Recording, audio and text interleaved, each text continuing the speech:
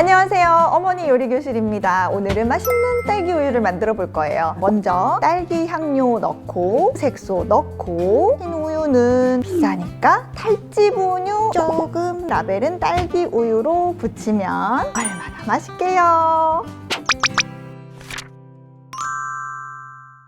안녕하세요, 어예진의 머니쇼 어머니 어예진 소장입니다. 요즘은 어디 가서 외식하기 무서울 정도로 물가가 많이 올랐죠. 국제유가와 이상기후 영향으로 먹거리 물가는 계속 오를 예정이라고 하는데요. 특히 이번 달부터는 원유가 리터당 88원이 오르면서 우유가 들어가는 유제품과 빵 가격까지 줄줄이 오를까 걱정입니다. 요즘은 우유 마시는 사람도 많이 줄었다던데, 수요가 줄었음에도 우유 가격이 인상된 이유는 무엇일까요? 오늘은 우유를 둘러싼 경제적인 이슈에 대해 짚어보겠습니다.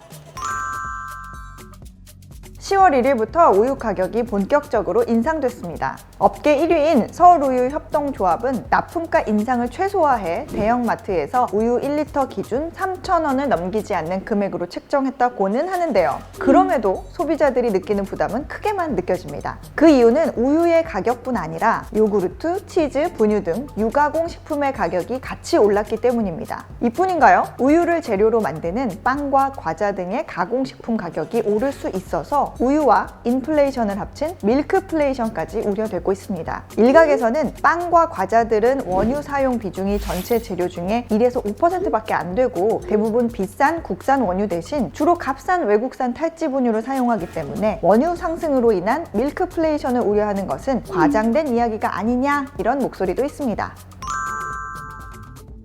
사실 이런 우유 가격 상승의 근본적인 이유는 우유의 원재료인 원유에 있는데요. 그렇다면 원유의 가격은 어떻게 결정되는 것일까요? 일반적으로 상품의 가격은 수요와 공급을 고려해 시장에서 판매되는 가격이 결정되지만, 원유 가격은 조금 다른 방식인 협상을 통해 결정하게 됩니다. 이는 우유가 젖소의 출산 주기와 날씨의 영향을 받는 공급을 조절하기가 매우 까다로운 상품이기 때문인데요. 일반적으로 젖소가 하루에 2번 일정량의 원유를 짜야만 생산량이 유지될 수 있고, 우유의 수요가 부족한 기간에도 원유를 짜줘야 젖소의 건강을 관리할 수 있습니다. 사실 이런 이유 외에도 원유 가격을 수요와 공급의 기본 원리로 결정하기 어려운 근본적인 이유는 축산 농가들이 대형 농장이 아닌 영세한 농가가 여럿 있는 환경이기 때문에 그렇습니다. 기껏 우유를 생산했는데 가격이 폭락을 하면 도산할 수 있기 때문에 불안해서 생산을 못하겠죠. 그래서 1999년 이후 기존 정부 공식 가격에서 낙농업자, 유가공업체 등의 협상으로 원유 가격을 결정하기 시작했는데요. 하지만 서로 제시하는 가격의 차이가 있다 보니 갈등은 깊어지고 우유 납품 중단 사태와 같은 극단적인 대립이 이어집니다. 이러한 갈등 해소를 위해 정부는 2013년 원유 가격 연동제라는 법을 도입하게 되는데요. 원유 가격을 생산 원가와 물가 상승률을 반영해서 정부가 정해주고 그 가격대로 우유 회사들이 구매해가는 그런 제도입니다. 다만 우유 가격에 물가 상승률이 반영되니 원유 가격도 해마다 점점 더 올라갈 수밖에 없겠죠. 그래도 영세한 낙농가 입장에서 볼 때는 안정적인 매출이 나와야 소를 더 기르고 우유 생산을 더 많이 하는 거고, 우유 회사들 입장에서도 안정적으로 우유를 공급받을 수 있어 서로 좋았는데요. 저출산 등으로 우유 소비가 점점 감소하기 시작하면서 우유가 남는 게 문제가 됐습니다. 수요가 줄어서 남으니까 우유 회사는 좀 더 싸게 사가고 싶어 하고, 낙농가들은 사료값, 인건비가 다 오르는데 그래도 올려야지 어떻게 더 싸게 파냐면서 저항하고, 그걸 정부와 우유업계가 받아들이다 보니 비싼 가격 때문에 수요는 더 줄어드는 악순환이 계속 이어지게 된 겁니다. 이런 사태를 해결하기 위해 정부는 올해부터 생산비와 시장 상황을 고려한 용도별 차등 가격제를 도입하는데요. 무조건 마시는 우유용으로 생산하고 가격도 무조건 리터당 얼마 이렇게 정하던 걸 흰 우유를 만드는 음용유와 치즈 등의 원료로 사용하는 가공유 둘로 나누고 가격도 각각 다르게 책정한다는 이야기입니다.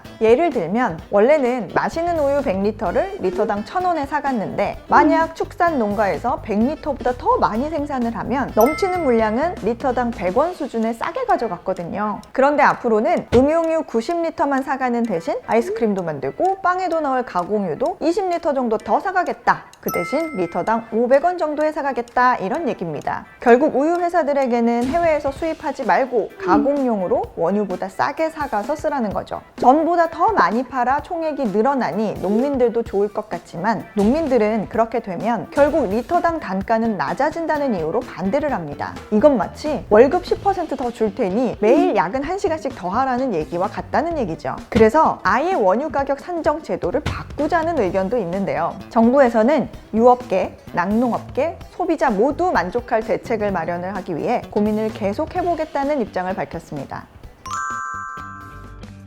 소비자 입장에서는 어쨌든 우유 가격은 오르니 저렴한 수입 멸균 우유 시장을 찾는 사람들이 부쩍 많아졌습니다. 업계에 따르면 주요 대형마트의 9월 수입 멸균 우유 판매량은 전월 대비 최대 10배 이상 늘었다고 하는데요. 일단 수입 멸균 우유는 1리터 기준 국산 우유보다 1,000원 이상 저렴합니다. 또 보통 흰 우유는 콜드체인 공법을 유지해야 하기 때문에 비용이 올라가고 유통기한은 짧지만 멸균 우유는 열처리 과정을 거친 특수 종이팩의 사용으로 유통기한이 보통 제조일로부터 약 10개월 정도로 매우 길다는 장점이 있습니다. 사실 우리나라 제조사에서도 멸균 우유를 만들기는 하지만 수입산 멸균 우유가 가격적으로 700원 이상 저렴하기 때문에 소비자에겐 수입 멸균 우유가 더 경쟁력 있는 상품으로 주목받고 있는 상황이죠. 게다가 2026년부터는 자유무역협정 FTA에 따라 미국, 유럽 우유가 무관세로 수입될 계획이라고 하는데요. 그 영향으로 수입 우유 시장은 점점 더 확대될 것으로 보입니다.